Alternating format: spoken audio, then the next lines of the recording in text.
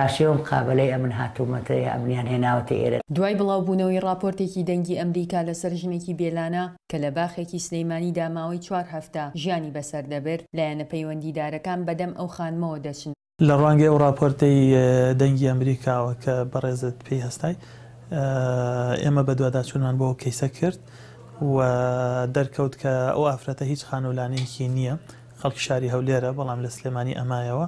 بۆیە بە پێویستمان زانی ئێمە ئەگەرچی تەمەنەکەی ڕێگەی نییەدا ئێمە لە خانەی بە ساڵاتوان بە پێی یاسا و ڕێنمایی وەریگرین، بەڵام ئێمە بە ئەرکی سەرشانی خۆمان زانی تا ئەو کاتی کێشەکەی لە ڕێگەی وەزارەتی شەیدانەوە چارەسەرە بێ لە خۆی بگرین بیخێنە سەر چاومان. بە خانەی بە ساڵاتوان بە قوربان دەبم، شمۆنی نەکردم. مدیرەکە کوتی دەبێ بڕۆن بۆ ئەیوا دەبێ، یعنی لە دەست و مستکەوێ کار و کاسبی پێ نەکرێت، لە پەککەوتە بێ، خزم و عەشیرەتی بە خێوی نەکا، بۆیەکی وا دەبێ، بۆ من نابێ، مواریدەکەم گچکەیە.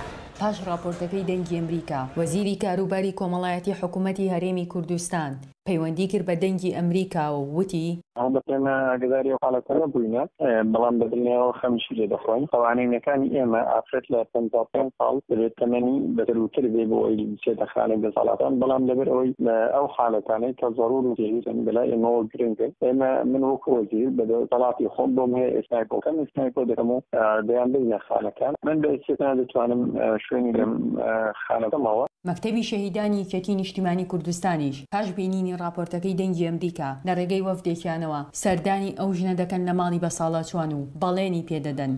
سپاسی دەنگی ئەمریکاکەین کە لە راپۆرتێکی ئامادەکرد بوو لەسەر ئامینە خان کە ئێمە لە ڕێگەی ئەو راپۆرتەوە زانیمان کە وارسی شەهید ئامینە خان لێرە لە باخێکە ژیانی بەڕێوە کردووانە، بۆ ئێمە دەستخۆشییان لە یەکین لە ڕێگەی ئەوانەوە زانیمان کە کەسێکی وا هەیە کە وارسی شەهیدە و ئەوان بڵێن ژیانی ئەم خاتونەیان بۆ گەیاندینە بەردەستەوانە.